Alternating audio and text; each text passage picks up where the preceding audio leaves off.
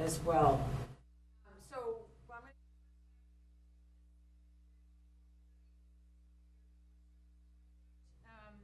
And I'll fill you in a second, but this is just a quick overview of the next 15 minutes.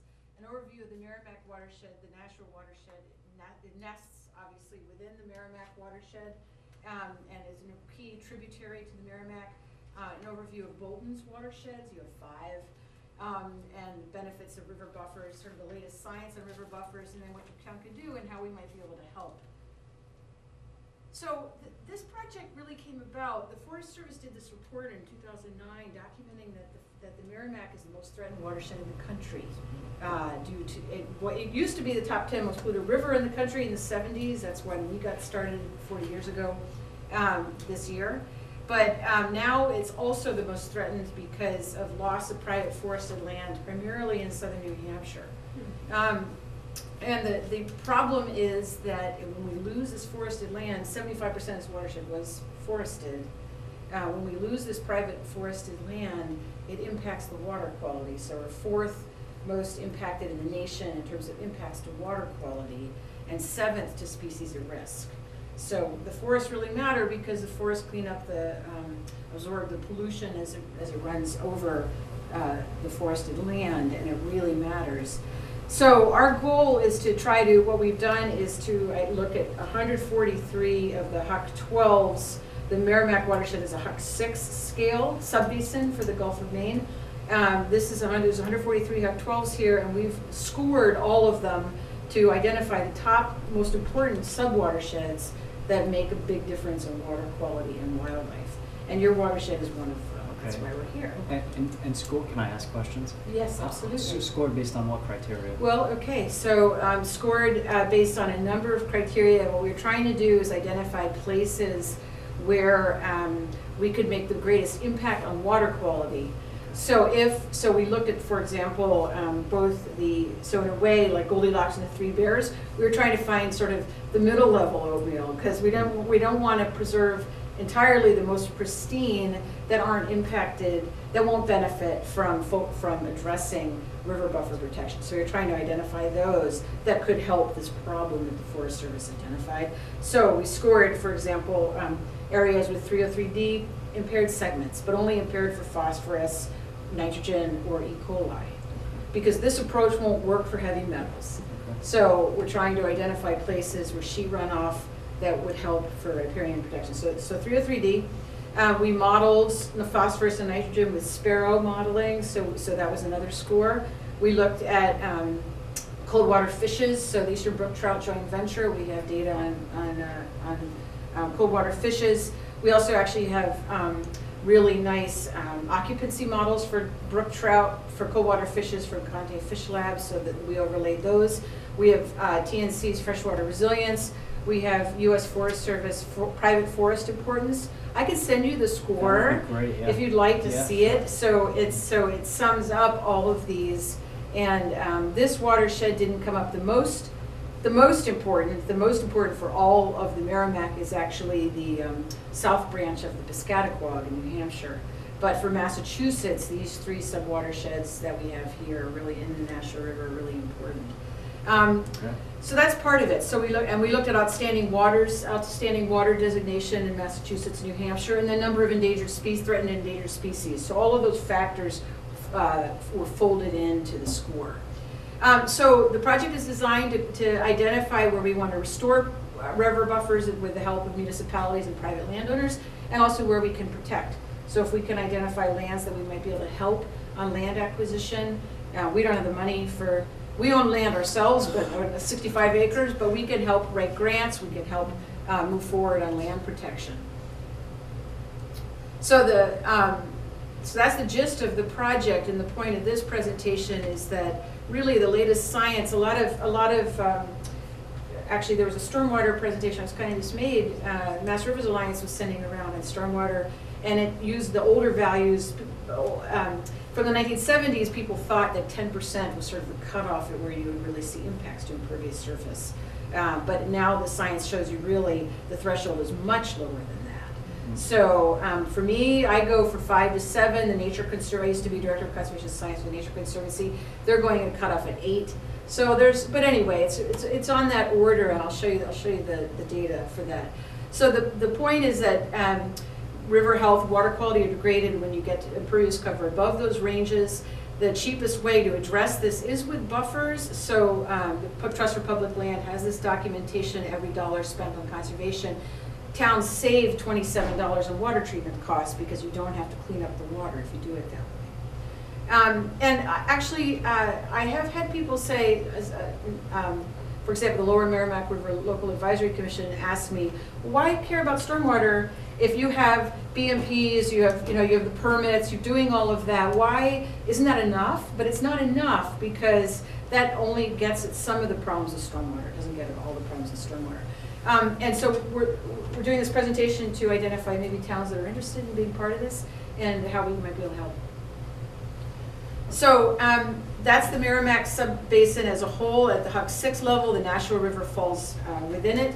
The Merrimack watershed is the 4th biggest in New Hampshire, 2.6 million people, 2.1 million acres, and 600,000 people are depending on the river for drinking water. So it's really important on the drinking water side. These are the towns that are currently using it for drinking water, and actually two more towns. Manchester is considering it. There's another town in New Hampshire, escapes me at the moment, that is considering it for additional sources of drinking water. I told you the top bullets, but the bottom is the Merrimack watershed as a whole is the 2nd greatest contributor to the Gulf of Maine for both nitrogen and phosphorus. And that, even though we're not the 2nd biggest watershed in terms of land area or people, we're the 2nd greatest source of those nutrients. So it matters to marine species too. Top watershed issues for the Merrimack watershed as a whole, Nashua too, is stormwater, pathogens, and phosphorus. From developed lands where we can make a difference, and especially for this project, construction is the biggest source because farming is not such a big contributor to phosphorus on other land uses. And then the municipal wastewater this project can't address, but we're trying to do that and address that in other ways. So I just added this slide today. So the stormwater, in addition to the pollution, causes flashiness, so change in water flow rates, which can cause bank erosion, and also reduction in groundwater discharge. This is a really nice, not coffee table reading, it's a big document if you ever saw it this thick. Really good book, though, really good document, and documents that construction violations are the most significant contributors to sediment and phosphate, because phosphorus is charged and it binds up with the sediment. And so even permitting for construction, doing good permitting only takes you so far because you have to enforce it. If you don't enforce it, you're going to have phosphorus problems right there. Stormwater engineered BMPs, again, the National Research Council shows these figures, have not been shown to protect diversity or abundance of species, riverine species at this point. So, I'm a big advocate of BMPs, a big advocate of green infrastructure, but it won't solve your problems in terms of maintaining your ecology. And then I can give you this reference too, if streams become too degraded, some fish species too really expensive to restore, and some fish species and macrovertebrates will never recover. So it's not a solution to allow it to get degraded and then fix it up. So this is impervious surface percentages in the overall watershed. So that's what the left figure shows. Where am I stopping? Right after their. Oh, after the water, right, exactly, okay. Yeah. So my GIS guy did this. This is showing, this is 5 to 7% is the yellow. And you guys are over in this sort of the orange area. Actually, they're a little bit to the east of there. They're right here, because this is Squanicook. They're right there. Yeah, Yep, that's right more there. towns in there, but a little bit, because they're part of it. This is the watershed we're focusing on Yeah. today. Nashua Yes. River, Catacoonamug, Squanicook. yeah, They're just below that. It'll show better on second. Yeah. Yeah. So you can see, when you look at this, it really kind of looks bad on the overall watershed.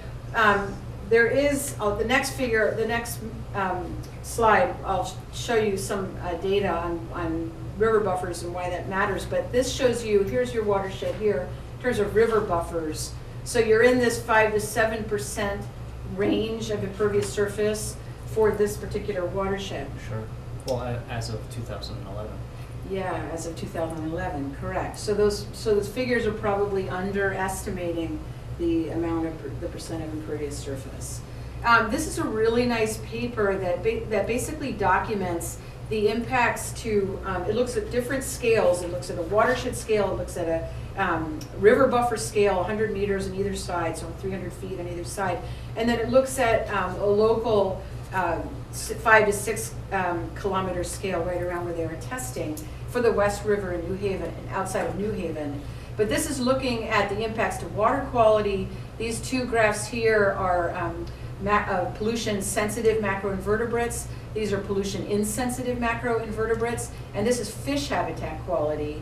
And this black line is 10%. This red arrow is 5%. So if you go back to the top, you look, by the time you get to 5%, you've cut your water quality in half. If you look at your river insects, you've dropped your river insects about half, and same thing for fish habitat quality. And that's why we're focusing on this 5%, 5 to 7% cutoff. So you have 5 watersheds in Bolton. The watershed that we're working on for this project is this National River Catacoonamug Squanicook. That's right here. So a good chunk of Bolton is this watershed. And for this particular, for that watershed, you have 5.5% impervious surface in your buffer. Your watershed as a whole is just excellent, 1.2% impervious surface for your watershed. However, this watershed is impaired for pathogens, phosphorus and nitrogen, which is why we're working in. Then your other, just going in order, here's the numbers for the other watersheds that you have. So your other watersheds, you're kind of on the high side, except for this one here, and your buffer, you're quite high in the buffer for 3 and 5 as well. So our suggestion would be that the buffer be protected and or restored to help address these water quality problems that you're having in your rivers, both for pathogens and excessive nutrients. I think Mark's picking it up from this point on. Thank you. Yeah, thank you. Thank you. Okay, next, one of the projects that I had as part of this effort was to look at the scientific literature to see what it recommends as far as what width of buffer zone do you need to protect certain qualities of the river, you know, everything from phosphorus reduction to wildlife habitat. And we found that about 80% of the scientific studies we looked at recommend a minimum of about a 100-foot no-build buffer. Now that's a little bit different than the 100-foot regulatory area that the Wetland Protection Act is concerned with, because within that you can do certain things, and that's fine. But you know, the science does recommend more stringent buffers if you're going to indeed protect the full range of water quality and wildlife habitat. So if you do have a 100-foot no-build buffer, the water quality is enhanced. You know, everything that Carol was describing earlier, you're minimizing the risk. You can cut nitrogen by 80 to 90% compared to only 50% if you have a 50-foot no disturb. Sediments are most effectively reduced at the 100-foot buffer, and you also preserve stream temperatures by keeping more trees along the bank, which is good for trout and the cold water species. And wetlands are more likely to stay viable as well when you don't have the degradation. And studies have shown that when you have less than 50 feet of no disturbance, you have some degree of degradation. It doesn't mean that lesser buffer distance is not worthy or it's not worth having. It's just it's not going to get you the full range of protection. As shown here, like for sediments, this is feet along the x-axis. You start to address sedimentation at like around 20 feet, but you really start getting the sediments when you have a bigger buffer zone between 40 and 100. Nitrogen, you start to address at 20 feet, but you really only become effective at 100 and more. Phosphorus, ranging from 40 and above, and wildlife habitat goes all the way from 100 feet to several thousand feet to protect, you know, like black bears and stuff, you know, which don't know how many are down here. Okay. Can I ask a question on Yes. that last slide, Mark? Yes. And you're using the word river sort of as a generic term. Can you define that River in your? and wetland, actually. Okay, Or so. both, really. So whether it's an intermittent stream or whether it's a perennial stream, those things fall within your categorization of a river? I think probably more perennial, because you wouldn't have the, riparian species in an intermittent stream necessarily. Is that a Yeah, fair statement? probably, but you could, that would be nice to start there. For, for perennial rivers and wetlands where this is shown. And I would just throw out here, I live in Rhode Island, and the state of Rhode Island just did a statewide review, because 18 out of 39 towns decided to go with a bigger no-build buffer. I was on my town's ordinance committee, and we pushed for a 100-foot buffer and got it passed. And then the state had acknowledged in a letter last year that 50 feet is not scientifically adequate anymore. It's just not going to protect even the wetland functions at 50 at a 50-foot protection. I think So we're here to put this information out and see, what some towns may want to address these things, some may not, but we're encouraging, as much protection as possible. Birds, of course, benefit from having a good riparian buffer zone. What happens to the water affects birds, since 20% of all insects, including land insects, have aquatic larvae. And so when these emerge from the stream, fly fishermen would know, they contribute about a quarter of the energy budget for forest birds. And there's also a lot of insects in the streams lined with trees rather than grass. Fish, of course, you have, a lot of insects and stuff falls from the trees into the water, and the trout and fish eat those, so the food chain gets going. So that's a lot of importance that, the forests have along the trees. So if you keep the natural buffer, in most cases in New England, you're protecting forest land rather than like a pasture. So what towns can do to protect water quality or wildlife is you can reduce or maintain the impervious surfaces within these sub-watersheds to less than 5% if possible. There is something called the LEED, you probably have heard of, and there's something called LEED neighborhood design, and developers can get some incentives and credits for keeping a 100-foot no disturb buffer. You can address this sort of thing in a local wetlands bylaw. Many towns, have local wetlands bylaws, some of which are fairly old, and so, they're slowly upgrading them. Land protection is probably the best way to protect water quality, is if you can keep development away in the first place. And you can do forward stewardship plans and land management. So in regards to bylaws, there is, enhancing the no-build setback or having one if you don't. Aquifer protection or surface water protection overlay districts can be a good way to implement this if you feel it's not going to be palatable on a town-wide basis. Some towns have increased the buffer zones within a select area by certain rivers or by water bodies that are important. Stormwater bylaws. Does Bolton have stormwater bylaw? Are you subject to the whole phase 2 EPA thing? How many people live in Bolton? 5,600? Oh, they might not be, I don't know, but in the new permitting round, they might be, because, even small So- towns like Ashby are. Do you have an MS4 permit? That's a stormwater permit. It might be that the Public Works takes care of that in this town. Public Works, no. Public Works, okay. But do you have an MS4 permit? No, I don't believe it would. Okay, so you're under the size, maybe under the size. No, they might be, I'm not sure exactly, but, I filled out yeah. that survey recently that came around, and I believe that it not have. Right, so towns over a certain size and a certain population density, the federal government's requiring them to come up with stormwater plans to address many different parameters, and it can be kind of expensive, so it's a little bit controversial, but in general, it's good. Low impact development bylaws, that's green infrastructure where you have rain gardens and swales and that sort of thing instead of storm scepters and piping. One way to reduce the impact of stormwater is reducing the parking space requirements. Usually that's a planning board function.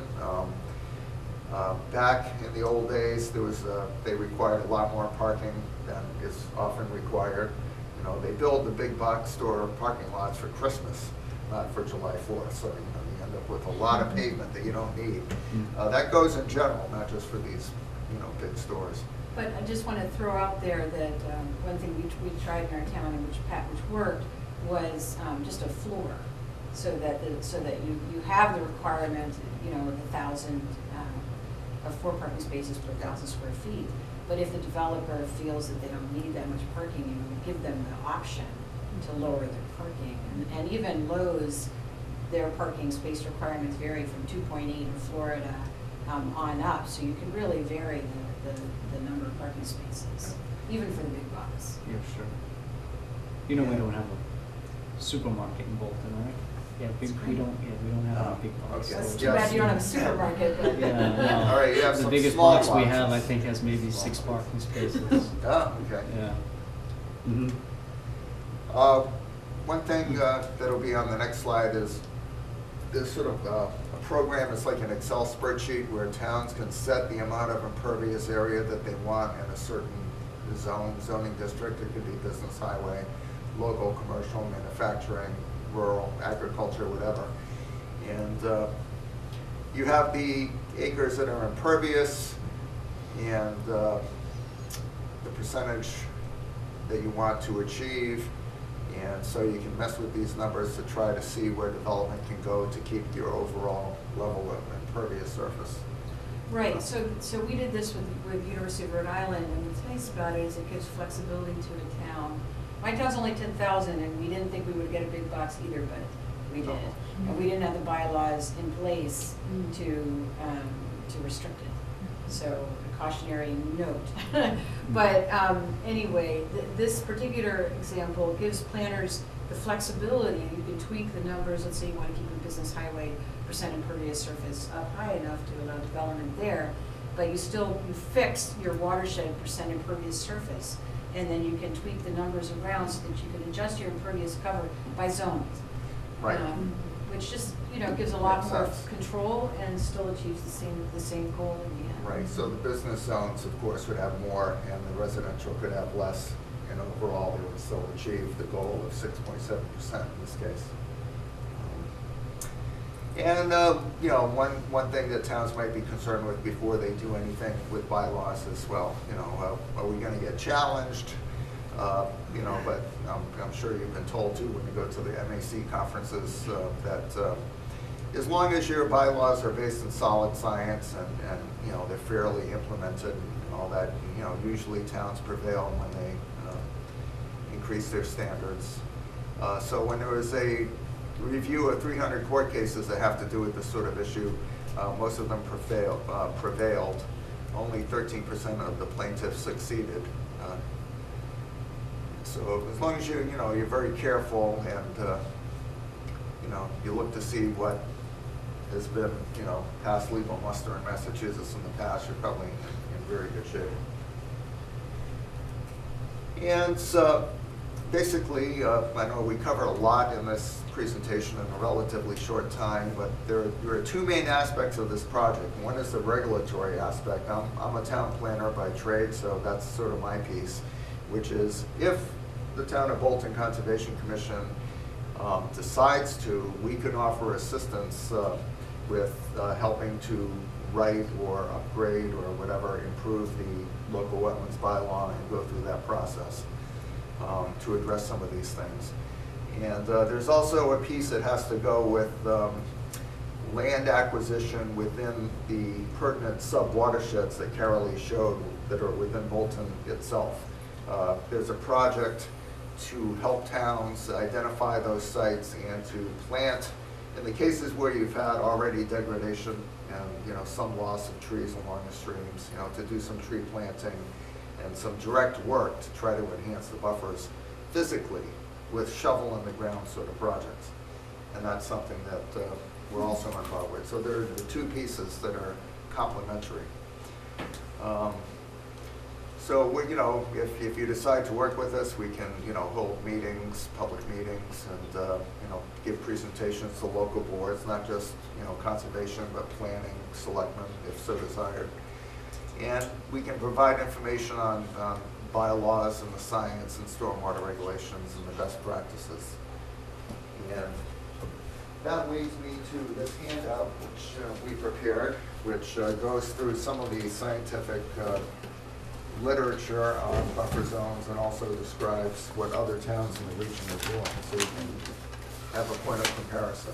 And we have, so what Mark was mentioning, if you have any municipal lands along rivers that are degraded, I have money for supplies, and we can provide free technical assistance to plant. We're actually trying to identify at this point municipalities that might be interested in being engaged. Also, if you know private landowners that might be open, you know, in your town that could benefit from, let's say, a forest stewardship plan or assistance on that, because there's money associated, cost share associated, or any private landowners that might be interested in planting, we would be able to help with that. So the grant goes for 2 years, but this is the second year, and we have 3 planting seasons. So do you have any municipal land that you would like to have restored? Possibly. Yeah. It would need to be in that particular watershed, the Yep. Catacunamog to Squanicook, for us to be able to help and for this project. But I can I'll give you my card too, and if you do have any interest in being engaged, let us know. Do you work with open space plans, and because this seems like it would fit into that when you're looking at for conservation or the town plan? Do you have a piece that fits into there neatly to help with this? We're not. I don't think we're here to do open space plans.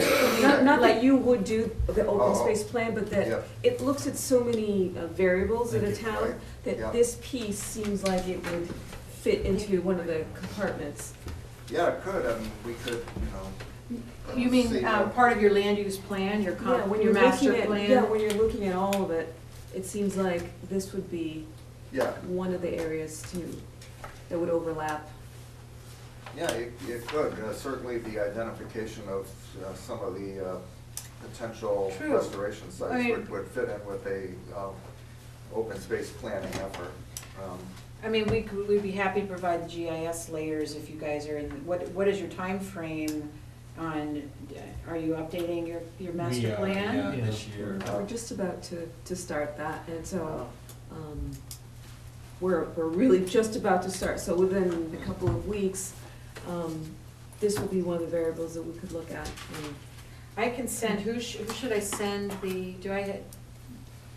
Mark, you have the email contact? I have the email contact for the conservation agent who couldn't okay. make it tonight. Yeah. Should I send the scoring there? Yeah, that's right, and Yeah, that gets okay. disseminated to all of us as well, so that's perfect, that's the best contact. Yes. Okay, yeah, and then, you know, it's at the Huck 12 scale, but since my GIS guy has done all those, if that helps, do you guys have a GIS planner We do. in town? Yeah, we do. Okay, so you have quite a bit of it probably already, We probably do. right, yeah, Mhm. so. Yeah, so if, let me know if there is any areas that you would be interested in engaging in. Thank you very much for No, that. okay, this is great, thanks. Yeah. Very much. Yes, thank you.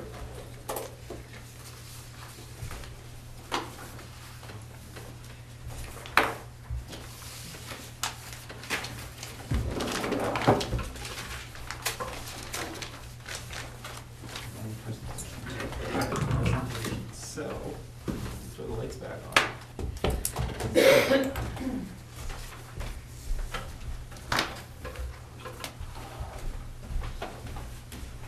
Okay. So, thank you again, that was a fantastic presentation. This Thank was you. really enlightening, yeah. For everyone watching at home, this is gonna be the end of the public portion of tonight's meeting. We're gonna actually go into executive session. We'll come out of executive session afterwards simply to close the meeting. So there'll be no other real public session of tonight's meeting, and we're actually gonna sign off with that TV right now. Thank you. I can, Mr. Chairman, I can walk you through it under. Sure, officially the yeah. executive session. And we're out, yeah, just waiting for Teresa. That would be fantastic, yeah.